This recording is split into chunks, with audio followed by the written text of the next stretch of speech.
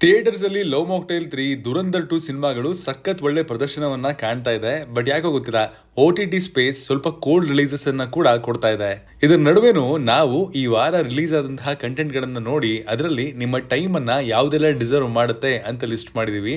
And ಅದನ್ನ ಈ OTT recommendations ವಿಡಿಯೋದಲ್ಲಿ ತಿಳಿಸ್ಕೊಡ್ತೀನಿ, ಬನ್ನಿ ನೋಡ್ಕೊಂಬರೋಣ. ಹಾಯ್, ಎಲ್ರಿಗೂ ನಮಸ್ಕಾರ ಅಂಡ್ ವೆಲ್ಕಮ್ ಟು ಖಡಕ್ ಸಿನಿಮಾ. ನಾವು ಮಾಡುವಂತಹ OTT ರೆಕಮೆಂಡೇಶನ್ಸ್ಗಳು ನಿಮಗೆ ಹೆಲ್ಪ್ ಆಗುತ್ತೆ, ನಿಮ್ಮ ಟೈಮನ್ನು ಅದು ಡಿಸರ್ವ್ ಮಾಡುತ್ತೆ ಅಂದ್ರೆ ನಮ್ಮ ಚಾನಲನ್ನು ಸಬ್ಸ್ಕ್ರೈಬ್ ಮಾಡ್ಕೊಳ್ಳಿ. ಲ್ಯಾಂಡ್ ಲಾರ್ಡ್ ಕಾಟೇರ ಸಿನಿಮಾದ ಕತೆಗಾರ ಜಡೇಶ್ ಕೆ ಹಂಪಿ ಅವರು ಈ ಸಿನಿಮಾವನ್ನ ನಿರ್ದೇಶನ ಮಾಡಿದ್ದು. ವಿಜಯ್ ಕುಮಾರ್, ರಾಜ್ ಬಿ ಶೆಟ್ಟಿ, ರಚಿತಾ ರಾಮ್ ಇಲ್ಲಿ ಲೀಡ್ ರೋಲ್ಗಳಲ್ಲಿ ಕಾಣಿಸ್ಕೊಂಡಿದ್ದಾರೆ. 1980ರ ಆಸುಪಾಸ್ನಲ್ಲಿ ಲ್ಯಾಂಡ್ ಲಾರ್ಡ್ ಅಂದ್ರೆ ಮನೆ ರೆಂಟ್ ತಗೊಳ್ಳುವಂತಹ ಓನರ್ ಅಲ್ಲ, ಜನರನ್ನ ಜೀತಕ್ಕೆ ಇಟ್ಕೊಂಡು ಅವರಿಗೆ ಸರಿಯಾದ ಸಮಯಕ್ಕೆ ಸರಿಯಾದ ಹಣವನ್ನ ಕೊಡದೇ ಇರೋನು ಅಂತ. ಈ ಭೇದ ಭಾವ ಅಹಂಕಾರಗಳ ಯುದ್ಧನೇ ಲ್ಯಾಂಡ್ ಲಾರ್ಡ್ ಸಿನಿಮಾದ ಕೋರ್ ಪ್ಲಾಟ್. ಇಲ್ಲಿ ಒಳ್ಳೆ ಪರ್ಫಾರ್ಮೆನ್ಸಸ್ ಇದೆ, ಕ್ಲಾಸ್ ಅಂಡ್ ಮಾಸ್ ಎರಡು ಆಡಿಯನ್ಸ್ ನ ಮುಟ್ಟುವಂತಹ ಕತೆ ಕೂಡ ಇದೆ. ರಾಜ್ ಬಿ ಶೆಟ್ಟಿ ಅವರ ಪ್ರೆಸೆನ್ಸ್ ನಿಮ್ಗೆ ಒಂದು ಕಿಕ್ ಅನ್ನ ಕೊಡುತ್ತೆ. ಸಖತ್ ಸೆನ್ಸಿಟಿವ್ ಟಾಪಿಕ್ಸ್ ಅನ್ನ ತಗೊಂಡು ಇಲ್ಲಿನ ಕಥೆಯನ್ನ ಅದರ ಸುತ್ತ ಪೋಣಿಸಲಾಗಿದೆ and throughout the film ನೀವು ಎಂಗೇಜ್ ಆಗಿ ಕೂತಿರ್ತೀರಾ. ಖಡಕ್ ಸಿನಿಮಾದ ಪ್ರಕಾರ ಇದೊಂದು ಗುಡ್ ವಾಚ್. ಸಿನಿಮಾದ ಲೆಂತ್ ಕಮ್ಮಿ ಇದ್ದಿದ್ರೆ ಇದೊಂದು ಸಾಲಿಡ್ ವಾಚ್ ಆಗ್ತಾ ಇತ್ತು ಅನ್ನೋದು ನಮ್ಮ ಅನಿಸಿಕೆ. ಈ ಸಿನಿಮಾ ನಿಮ್ಗೆ ZEE5 ನಲ್ಲಿ ಅವೈಲಬಲ್ ಇದೆ. ಬಾರ್ಡರ್ 2 ಇದು ಸನ್ನಿ ಡಿಯೋಲ್, ವರುಣ್ ಧವನ್, ದಿಲ್ಜಿತ್ ದೊಸಾಂಜ್, ಅಹಾನ್ ಶೆಟ್ಟಿ ಇನ್ನು ಮುಂತಾದವರು ಲೀಡ್ ಆಗಿ ಕಾಣಿಸ್ಕೊಂಡಿರುವಂತಹ ಸಿನಿಮಾದ ಕತೆ ಸುತ್ತೋದು 1971 ಇಂಡಿಯಾ ಪಾಕಿಸ್ತಾನ್ ವಾರ್ನ ಸುತ್ತ. ಹೇಗೆ ಪಾಕ್ನ ನಮ್ಮ ಯೋಧರು ಹೊಡೆದು ಬಿಸಾಕಿದ್ರು ಅನ್ನೋದನ್ನ ಅಂಡ್ ಕೆಲವು ಸೋಲ್ಜರ್ಸ್ ನ ಪರ್ಸನಲ್ ಲೈಫ್ ನಲ್ಲಿ ಏನೆಲ್ಲ ಬೆಳವಣಿಗೆಗಳು ಆಯ್ತು ಅನ್ನೋದನ್ನ ಈ ಸಿನಿಮಾ ಮೇನ್ ಫೋಕಸ್ ಅಲ್ಲಿ ಇಡುತ್ತೆ. ಪೀರಿಯಡ್ ಡ್ರಾಮಾ ಕ್ಯಾಟಗರಿಗೆ ಸೇರುವಂತಹ ಈ ಸಿನಿಮಾನ ನೋಡೋದಕ್ಕೆ ಇದರ ಹಿಂದಿನ ಸಿನಿಮಾ ನೋಡಿರ್ಲೇಬೇಕು ಅನ್ನುವಂತಹ ಕಂಪಲ್ಷನ್ ಇಲ್ಲ, ಯಾಕಂದ್ರೆ ಇದೊಂದು ಸ್ಟ್ಯಾಂಡ್ ಅಲೋನ್ ಸಿನಿಮಾದ ಬಿಗ್ಗೆಸ್ಟ್ ಪಾಸಿಟಿವ್ಸ್ ಅಂದ್ರೆ ಇಲ್ಲಿನ ಕ್ಯಾರೆಕ್ಟರೈಸೇಷನ್ಸ್. ಪ್ರತಿ ಪಾತ್ರಕ್ಕೂ ಒಂದು ಪ್ರಾಮುಖ್ಯತೆ ಇದೆ ಅಂಡ್ ಪರ್ಫಾರ್ಮೆನ್ಸ್ ನಲ್ಲೂ ಈ ಸಿನಿಮಾ ಒಂದು ಮಟ್ಟಕ್ಕೆ ಇಂಪ್ರೆಸ್ ಮಾಡುತ್ತೆ. ಸಿನಿಮಾದ ಡ್ರಾಬ್ಯಾಕ್ ಇಲ್ಲಿನ ಆಕ್ಷನ್ ಅಂಡ್ ಕತೆ ಪ್ರೆಡಿಕ್ಟಬಲ್ ಇದೆ. ಪೀರಿಯಡ್ ಆಕ್ಷನ್ ಡ್ರಾಮಾ ಇಷ್ಟಪಡೋರಿಗೆ ಖಡಕ್ ಸಿನಿಮಾದ ಪ್ರಕಾರ ಇದೊಂದು ಡೀಸೆಂಟ್ ವಾಚ್ ಅಂತ ಹೇಳ್ತೀನಿ. ನೆಟ್ಫ್ಲಿಕ್ಸ್ ನಲ್ಲಿ ಹಿಂದಿ ಭಾಷೆಯಲ್ಲಿ ಅವೈಲಬಲ್ ಇದೆ. ಫಂಕಿ ಇದು ವಿಶ್ವಕ್ ಸೇನ್, ಕಯಾದು ಲೋಹರ್ ಇನ್ನು ಮುಂತಾದವರು ಲೀಡಾಗಿ ಕಾಣಿಸ್ಕೊಂಡಿರುವಂತಹ ತೆಲುಗು ಕಾಮಿಡಿ ಡ್ರಾಮಾ ಸಿನಿಮಾ. ಇಲ್ಲಿ ನಮ್ಮ ಕಥಾನಾಯಕನ ಹೆಸರು ಕೋಮಲ್. ಫಿಲಂ ಡೈರೆಕ್ಟರ್ ಆಗಿರುವಂತಹ ಇವನು ಹೇಗೋ ತಡ್ಕಾಡಿ ಒಂದು ಪ್ರೊಡ್ಯೂಸರ್ನ ತನ್ನ ಸಿನಿಮಾಗೋಸ್ಕರ ಒಪ್ಪಿಸ್ತಾನೆ. ಬಟ್ ಆ ಪ್ರೊಡ್ಯೂಸರ್ ಒಪ್ಪದ್ಮೇಲೆ ATM ಮಿಷಿನ್ ಮಾಡ್ಕೊಂಡು ಬೇಕಾದಂಗೆ ದುಡ್ಡನ್ನ ಕೀಳ್ತಾ ಇರ್ತಾನೆ. ಇದರ ನಡುವೆ ಎಂಟ್ರಿ ಆಗೋದೆ ಆ ಪ್ರೊಡ್ಯೂಸರ್ನ ಮಗಳಾದಂತಹ ಚಿತ್ರಾ ಲಡ್ಡು.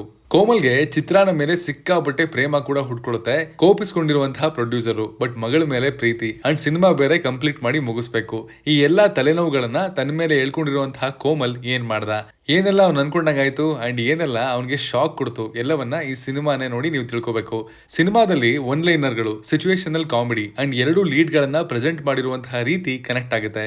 ಕಾಮಿಡಿ ಅಲ್ಲಲ್ಲಿ ಟೈರ್ಸಮ್ ಅಂಡ್ ಬೋರಿಂಗ್ ಅಂತ ಅನ್ಸುತ್ತೆ. ಸೆಕೆಂಡ್ ಹಾಫು ಕತೆ ಡಿವಿಯೇಟ್ ಕೂಡ ಆಗುತ್ತೆ, ಬಟ್ ಒಂದು ಸ್ಯಾಟಿಸ್ಫೈಯಿಂಗ್ ಕ್ಲೈಮ್ಯಾಕ್ಸ್ ಅಂತ ಹೇಳ್ಬೋದು. ಖಡಕ್ ಸಿನಿಮಾದ ಪ್ರಕಾರ ಇದೊಂದು ಒನ್ ಟೈಮ್ ವಾಚ್ ಅಂತ ಹೇಳ್ತೀನಿ. ನೆಟ್ಫ್ಲಿಕ್ಸ್ ನಲ್ಲಿ ನಮ್ಮ ಭಾಷೆ ಕನ್ನಡದಲ್ಲೇ ಅವೈಲಬಲ್ ಇದೆ. ವಾರ್ ಮೆಷಿನ್ ಅಮೆರಿಕಾದ ಪ್ರದೇಶ ಒಂದರಲ್ಲಿ ಏಲಿಯನ್ಸ್ ಎಂಟರ್ ಆಗಿದ್ದಾರೆ ಅಂಡ್ ನಾರ್ಮಲ್ ಹ್ಯೂಮನ್ಸ್ಗೆ ತೊಂದರೆಯನ್ನ ಉಂಟು ಮಾಡ್ತಾ ಇದ್ದಾರೆ. US ನ ರೇಂಜರ್ಸ್ ಹಾಗೂ ಈ ಏಲಿಯನ್ಸ್ ನ ನಡುವಿನ ವಾರ್ ನಲ್ಲಿ ಏನೇನಾಯ್ತು, ಯಾರ್ ಗೆದ್ರು, ಹೇಗ್ ಗೆದ್ರು ಅನ್ನೋದನ್ನ ನೀವು ಈ 1 ಗಂಟೆ 50 ನಿಮಿಷ ಇರುವಂತಹ ಸಿನಿಮಾದಲ್ಲಿ ನೋಡಿ ತಿಳ್ಕೊಬೇಕು. ಸಿನಿಮಾದ ಕತೆ ಸ್ಟ್ರೈಟ್ ಅಂಡ್ ಸಿಂಪಲ್ ಆಗಿದೆ, ಆದ್ರೆ ಇಲ್ಲಿನ ಆಕ್ಷನ್, VFX ಅಂಡ್ ಅದರಿಂದ ಹುಟ್ಕೊಂಡಿರುವಂತಹ ಟೆನ್ಷನ್ ನಿಮ್ಮನ್ನ ಮೂವಿಗೆ ಹುಕ್ ಮಾಡಿ ಕೂರಿಸುತ್ತೆ. ನಿಮ್ಗೆ ಬ್ರೂಟಲ್ ಅಂಡ್ ಗೋರ್ ಆಕ್ಷನ್ ಇಷ್ಟ ಆಗೋದಾದ್ರೆ ಈ ಸಿನಿಮಾ ನಿಮ್ಮನ್ನ ಸಿಕ್ಕಾಪಟ್ಟೆ ಸ್ಯಾಟಿಸ್ಫೈ ಮಾಡುತ್ತೆ. ಖಡಕ್ ಸಿನಿಮಾದ ಪ್ರಕಾರ ಆಕ್ಷನ್ ಲವರ್ಸ್ಗೆ ಇದೊಂದು ಸ್ಯಾಟಿಸ್ಫೈಯಿಂಗ್ ವಾಚ್. ನೆಟ್ಫ್ಲಿಕ್ಸ್ ನಲ್ಲಿ ಇರುವಂತಹ ಈ ಸಿನಿಮಾ ಇಂಗ್ಲಿಷ್, ಹಿಂದಿ ಭಾಷೆಗಳಲ್ಲಿ ಅವೈಲಬಲ್ ಇದೆ. ದಿ ತಾಜ್ ಸ್ಟೋರಿ ಇದು ಪರೇಶ್ ರಾವಲ್ ಅವರು ಲೀಡ್ ಆಗಿ ಕಾಣಿಸ್ಕೊಂಡಿರುವಂತಹ ಸಿನಿಮಾ. ಈ ಸಿನಿಮಾ ನೋಡಿ ಮುಗಿಸಿದ್ಮೇಲೆ ನಿಮ್ಗೆ ಸಾವಿರಾರು ಪ್ರಶ್ನೆಗಳು ಹುಡ್ಕೊಳ್ತವೆ ಅಂಡ್ ಸ್ವಲ್ಪ ಹೊತ್ತು ಈ ಸಿನಿಮಾದ ವಿಜುವಲ್ಸು, ಥಾಟ್ಸು ನಿಮ್ಮನ್ನ ಆವರಿಸ್ಕೊಳ್ಳೋದು ಖಂಡಿತ. ಇಲ್ಲಿನ ಸ್ಟೋರಿ ಸುತ್ತೋದು ವಿಷ್ಣು ಎಂಬ ಪಾತ್ರದ ಸುತ್ತ. ತಾಜ್ ಮಹಲ್ ನಲ್ಲಿ ಗೈಡ್ ಆಗಿ ಕೆಲಸ ಮಾಡುತ್ತಿರುವಂತಹ ಇವರು ತಾಜ್ ಮಹಲ್ ನ ಬಗ್ಗೆ ತಪ್ಪು ಮಾಹಿತಿ ಸ್ಪ್ರೆಡ್ ಮಾಡ್ತಾ ಇದ್ದಾರೆ ಅನ್ನುವಂತಹ ಒಂದು ವಿಡಿಯೋ ವೈರಲ್ ಆಗುತ್ತೆ ಅಂಡ್ ಅವರ ಜೀವನನೇ ಉಲ್ಟಾ ಪಲ್ಟಾಗಿ ನಿಂತ್ಕೊಳ್ಳುತ್ತೆ.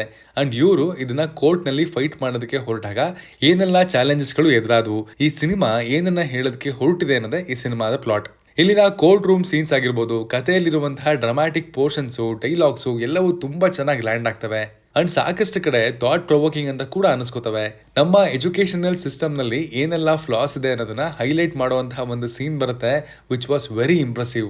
ಖಡಕ್ ಸಿನಿಮಾದ ಪ್ರಕಾರ ಇದೊಂದು ಗುಡ್ ವಾಚ್. ಪ್ರೈಮ್ ವಿಡಿಯೋನಲ್ಲಿ ಈ ಸಿನಿಮಾ ಅವೈಲಬಲ್ ಇದೆ, ಬಟ್ ಲಯನ್ಸ್ ಗೇಟ್ ಎಂಬ ಸಬ್ಸ್ಕ್ರಿಪ್ಷನ್ ನ ಅವಶ್ಯಕತೆ ಇದೆ. ಈ ಪ್ರೈಮ್ ನವರ ಗೋಳು ಯಾವಾಗ ನಿಲ್ಲುತ್ತೋ ನನಗಂತೂ ಗೊತ್ತಿಲ್ಲ. ಮೇಡ್ ಇನ್ ಕೊರಿಯಾ ಇದು ಪ್ರಿಯಾಂಕಾ ಮೋಹನ್ ಅವರು ಲೀಡ್ ಆಗಿ ಕಾಣಿಸ್ಕೊಂಡಿರುವಂತಹ ತಮಿಳ್ ಸಿನಿಮಾ. ಇಲ್ಲಿ ಶೆನ್ಬಾ ಎಂಬಾಕೆಯ ಸುತ್ತ ಕಥೆಯನ್ನ ಪೋಣಿಸಿದರೆ ತನ್ನ ಬಾಯ್ ಫ್ರೆಂಡ್ ಮಣಿನ ನಂಬ್ಕೊಂಡು ಚೆನ್ನೈಗೆ ಓಡ್ ಬರ್ತಾಳೆ ಅಂಡ್ ಅವನ ಜೊತೆ ಸೌತ್ ಕೊರಿಯಾಗೆ ಮೂವ್ ಆಗ್ಬೇಕು ಅನ್ನುವಂತಹ ಕನಸುಗಳನ್ನ ಇವಳು ಇಟ್ಕೊಂಡಿರ್ತಾಳೆ. ಬಟ್ ಕಾರಣಾಂತರಗಳಿಂದ ಅವಳು ಒಬ್ಳೆ ಹೋಗ್ಬೇಕಾಗಿ ಬರುತ್ತೆ. ಅವಳಿಗೆ ಕೊರಿಯನ್ ಬರಲ್ಲ, ಅವ್ರಿಗೆ ಇಂಗ್ಲಿಷು ತಮಿಳು ಯಾವುದು ಬರಲ್ಲ. ಸೌತ್ ಕೊರಿಯಾಗೆ ಯಾವುದೇ ಸಪೋರ್ಟ್ ಇಲ್ಲದೆ ಹೋಗಿ ಅಲ್ಲಿ ಏನೇನ್ ಚಾಲೆಂಜಸ್ ನ ಫೇಸ್ ಮಾಡಿದ್ಲು ಅನ್ನೋದೇ ಸಿನಿಮಾದ ಪ್ಲಾಟ್. ಸಿನಿಮಾದಲ್ಲಿ ಸೆಲ್ಫ್ ಡಿಸ್ಕವರಿ ಅಂದ್ರೆ ನಮ್ಮೊಳಗಿನ ಸಾಮರ್ಥ್ಯಗಳನ್ನ ಗುರುತಿಸುವಂತಹ ವಿಷಯದ ಬಗ್ಗೆ ಮಾತನಾಡಿದ್ದಾರೆ. ಪ್ರಿಯಾಂಕಾ ಅವರ ಪರ್ಫಾರ್ಮೆನ್ಸ್ ತುಂಬಾ ನ್ಯಾಚುರಲ್ ಆಗಿ ಮೂಡಿ ಬಂದಿದೆ. ಎಷ್ಟೋ ಎಮೋಷನಲ್ ಮೂಮೆಂಟ್ಸ್ ಗಳಿಗೆ ಕನೆಕ್ಟ್ ಆಗ್ತೀವಿ. ಬಟ್ ಹೇಗೆ ಡ್ರಾಮಾಗಳನ್ನ ನೋಡಿ ಮುಗಿಸೋದಕ್ಕೆ ಪೇಷನ್ಸ್ ಬೇಕೋ, ಇಲ್ಲೂ ಅದರ ಅವಶ್ಯಕತೆ ಖಂಡಿತ ಬೇಕು. ಒಂದು ಬ್ಯೂಟಿಫುಲ್ ಪೇ ಆಫ್ ಖಂಡಿತ ಸಿಗುತ್ತೆ. ಬಟ್ ಒಂದಷ್ಟು ಸೀನ್ಸ್ ನ ಚಾಪ್ ಆಫ್ ಮಾಡಿದ್ರೆ ಇನ್ನೂ ಚೆನ್ನಾಗಿರ್ತಿತ್ತು. ಖಡಕ್ ಸಿನಿಮಾದ ಪ್ರಕಾರ ಇದೊಂದು ಡೀಸೆಂಟ್ ವಾಚ್. ಪಾತ್ರಕ್ಕೆ ತುಂಬಾ ಚೆನ್ನಾಗಿ ಕನೆಕ್ಟ್ ಆದ್ರೆ ಒಳ್ಳೆ ಎಕ್ಸ್ಪೀರಿಯನ್ಸ್ ಸಿಗ್ಬೋದು ಅನ್ನೋದು ನಮ್ಮ ಒಪಿನಿಯನ್. ನಮ್ಮ ಭಾಷೆ ಕನ್ನಡದಲ್ಲೇ ನೆಟ್ಫ್ಲಿಕ್ಸ್ ನಲ್ಲಿ ಈ ಸಿನಿಮಾ ಸ್ಟ್ರೀಮ್ ಆಗ್ತಾ ಇದೆ. ಹೌಸ್ ಮೇಡ್ ಇದೊಂದು ಎರೋಟಿಕ್ ಡ್ರಾಮಾ ಜಾನರ್ಗೆ ಸೇರುವಂತಹ ಸಿನಿಮಾ. ಕಥೆನ ಯಾವುದೇ ಸ್ಪಾಯ್ಲರ್ಸ್ ಇಲ್ಲದೆ ಹೇಳಬೇಕು ಅಂದ್ರೆ, ದೊಡ್ಡ ಬಂಗ್ಲೋ, ಅದರಲ್ಲೊಂದು ರಿಚ್ ಫ್ಯಾಮಿಲಿ ಅಂಡ್ ಅಲ್ಲಿ ಕೆಲಸವನ್ನ ನೋಡ್ಕೊಳ್ಳೋದಕ್ಕೆ ಆಸ್ ಎ ಮೇಡ್ ಒಬ್ಳು ಬರ್ತಾಳೆ ಅಂಡ್ ಅಲ್ಲಿಂದ ಮುಂದಕ್ಕೆ ಆಗೋದೆಲ್ಲ ಸಿಕ್ಕಾಪಟ್ಟೆ ಅನ್ಎಕ್ಸ್ಪೆಕ್ಟೆಡ್. ಏನು ಎತ್ತ ಅನ್ನೋದನ್ನ ನೀವು 2 ಗಂಟೆ ಇರುವಂತಹ ಈ ಸಿನಿಮಾದಲ್ಲಿ ನೋಡಿ ತಿಳ್ಕೋಬೇಕು. ಸಿನಿಮಾದಲ್ಲಿನ suspense, tension building top notch ಅಂತಾನೆ ಹೇಳ್ಬೋದು. ಕೆಲವೊಂದು ಸಿನಿಮಾಗಳನ್ನ ನೋಡ್ಬೇಕಾದ್ರೆ ಅಡ್ರಿನಲ್ ರಶ್ ಅನ್ನೋದು ಸಿಗುತ್ತೆ, ಕಿಕ್ ಸಿಗ್ತಾನೆ ಇರುತ್ತೆ ಅಂಡ್ ಹೌಸ್ ಮೇಡ್ ಕೂಡ ಅದೇ ಸಾಲಿಗೆ ಸೇರುತ್ತೆ.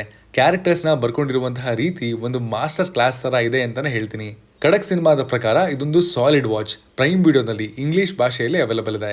ಒಂದು ವಾರ್ನಿಂಗ್ ಏನಂದ್ರೆ, ಫ್ಯಾಮಿಲಿ ಒಟ್ಟಿಗೆ ಕೂತು ನೋಡುವಂತಹ ಸಿನಿಮಾ ಇದಲ್ಲ. ಆಸ್ಪೈರೆಂಟ್ಸ್ ಸೀಸನ್ 3 ಇದು TVF ನವರು ತಯಾರಿಸಿರುವಂತಹ light hearted thriller. Season 1 YouTube ನಲ್ಲಿ ಬಂದಿತ್ತು ಅಂಡ್ ನನಗೆ ನೆನಪಿರೋ ಹಾಗೆ ಒಂದು ಸಣ್ಣ ಸೆನ್ಸೇಷನ್ ಅನ್ನ ಕೂಡ ಕ್ರಿಯೇಟ್ ಮಾಡಿತ್ತು. ಇನ್ನು ಇದರ ಪ್ಲಾಟ್ ನ ಆಸ್ ಸಚ್ ಎಕ್ಸ್ಪ್ಲೈನ್ ಮಾಡಿದ್ರೆ ದೊಡ್ಡದಾಗ್ಬಿಡುತ್ತೆ. ಬಟ್ ಸೀಸನ್ 2 ವರೆಗೆ ನೋಡಿರೋರಿಗೆ ಇದು ಗೊತ್ತಿರುತ್ತೆ. ಸಂದೀಪ್ ಹಾಗೂ ಅಭಿಲಾಷ್ ನ ನಡುವೆ ಒಂದು ಕಾನ್ಫ್ಲಿಕ್ಟ್ ಶುರುವಾಗಿದೆ ಅಂಡ್ ಈಗ ಅದಕ್ಕೆ ಹೊಸ ಆಂಗಲ್ಸ್, ಹೊಸ ಟ್ವಿಸ್ಟ್ ಗಳಿದಾವೆ. ಏನದು ಅನ್ನೋದನ್ನೆಲ್ಲ ನೀವು ಸೀರೀಸ್ ಅಲ್ಲೇ ನೋಡಿ ತಿಳ್ಕೋಬೇಕು. ಇಲ್ಲಿ ಮೊದಲ ಸೀಸನ್ ನಲ್ಲೇ ಪಾತ್ರಗಳನ್ನ ತೀರಾ ಅದ್ಭುತವಾಗಿ ಕಟ್ಟಿ ತೋರಿಸಿದ್ರು ಅಂಡ್ ಎಲ್ಲ ರಿಲೇಟಬಲ್ ಅಂತ ಅನ್ಸಿದ್ವು. ಆ ರಿಲೇಟಬಿಲಿಟಿ ಫ್ಯಾಕ್ಟರ್ ಇಲ್ಲೂ ಕಂಟಿನ್ಯೂ ಆಗಿದೆ. ನೋಡಿದ ಸನ್ನಿವೇಶಗಳು ನಮ್ಮ ಬದುಕಲ್ಲಿ ಅಥವಾ ನಮ್ಮ ಆಸುಪಾಸಿನಲ್ಲಿ ನಡೆದಿರೋ ತರ ಸೀರೀಸ್ ನ ಕತೆ ಕೂಡ ತುಂಬಾ ಬ್ಯಾಲೆನ್ಸ್ಡ್ ಆಗಿದೆ. ಎಮೋಷನಲಿ ಹಿಟ್ ಕೂಡ ಮಾಡ್ತವೆ ಅಂತ ಹೇಳ್ತೀನಿ. ಖಡಕ್ ಸಿನಿಮಾ ಪ್ರಕಾರ ಇದೊಂದು ಡೀಸೆಂಟ್ ವಾಚ್. ಬಟ್ ಇದರ ಫಸ್ಟ್ ಸೀಸನ್ ಸಿಕ್ಕಾಪಟ್ಟೆ ಚೆನ್ನಾಗಿದೆ, ಟ್ರೈ ಮಾಡಿ ಅಂತ ಹೇಳ್ತೀನಿ. ಪ್ರೈಮ್ ವಿಡಿಯೋನಲ್ಲಿ ಹಿಂದಿ ಭಾಷೆಯಲ್ಲಿ ಅವೈಲೇಬಲ್ ಇದೆ. ಇದಿಷ್ಟು OTT ಯಲ್ಲಿ ರಿಲೀಸ್ ಆಗಿರುವಂತಹ ಈ ವಾರದ ಕಂಟೆಂಟು. ನಾನು ಮುಂಚೆ ರಿಲೀಸ್ ಆದಂತಹ OTT ರೆಕಮೆಂಡೇಶನ್ ವಿಡಿಯೋದಲ್ಲಿ ಒಂದು ಕಮೆಂಟ್ ಗಳನ್ನ ರೆಗ್ಯುಲರ್ ಆಗಿ ನೋಡ್ತಾ ಇರ್ತೀನಿ. ಅಲ್ಲಿ ಕಾಣಿಸಿದ್ದು, ಇವಿಷ್ಟಲ್ಲಿ ಯಾವ ಸಿನಿಮಾವನ್ನ ಪಕ್ಕಾ ನೋಡ್ಬೇಕು ಅಂತ ನೀವು ರೆಕಮೆಂಡ್ ಮಾಡ್ತೀರಾ ಅಂತ ತುಂಬಾ ಜನ ಕೇಳಿದ್ರು. ಈ ವಾರದಿಂದ ಅದನ್ನ ಕೂಡ ಶುರು ಮಾಡೋಣ ಅಂತ ಅನ್ಕೊಂಡಿದೀನಿ. ಸೊ ಇವಿಷ್ಟಲ್ಲಿ ಮಸ್ಟ್ ವಾಚ್ ಖಡಕ್ ಸಿನಿಮಾ ರೆಕಮೆಂಡೇಶನ್ಸ್ ಯಾವುದು ಅಂದ್ರೆ, ನಂಬರ್ 1 ಹೌಸ್ ಮೇಡ್. ಇದನ್ನ ಮಿಸ್ ಮಾಡ್ಕೋಬೇಡಿ, ಸಿಕ್ಕಾಪಟ್ಟೆ ಚೆನ್ನಾಗಿದೆ. ನಂಬರ್ 2 ಬಂದು the Taj story and number 3 ಬಂದು ನಮ್ಮ ಕನ್ನಡದ ಲ್ಯಾಂಡ್ ಲಾರ್ಡ್. ಇವಿಷ್ಟನ್ನ ನಾನು ಪಕ್ಕಾ ನೋಡಿ ಅಂತ ರೆಕಮೆಂಡ್ ಮಾಡ್ತೀನಿ. ಅಂಡ್ ಬೇರೆ ಸಿನಿಮಾಗಳು ಅಥವಾ ಸೀರೀಸ್ಗಳು ಈ ವಾರ ರಿಲೀಸ್ ಆಗಿರೋದ್ರಲ್ಲಿ ಯಾವ ತರ ಇದೆ ಅಂತ ಆಲ್ರೆಡಿ ಹೇಳಿದೀನಿ. ಇದಾಗಿತ್ತು ಈ ವಾರದ OTT ರೆಕಮೆಂಡೇಶನ್ಸ್. ನೀವು ಯಾವ ಸಿನಿಮಾ ನೋಡಿದ್ರಿ, ಯಾವ್ದು ನೋಡ್ಬೇಕು ಅಂತ ಅನ್ಕೊಂಡಿದ್ದೀರಾ, ಎಲ್ಲವನ್ನ ಕಮೆಂಟ್ ಮಾಡಿ. ನಾನು ಅದನ್ನ ಓದಿ ರಿಪ್ಲೈ ಮಾಡೋದಕ್ಕೆ ಕಾಯ್ತಾ ಇರ್ತೀನಿ. Love you all. Signing off, Manu.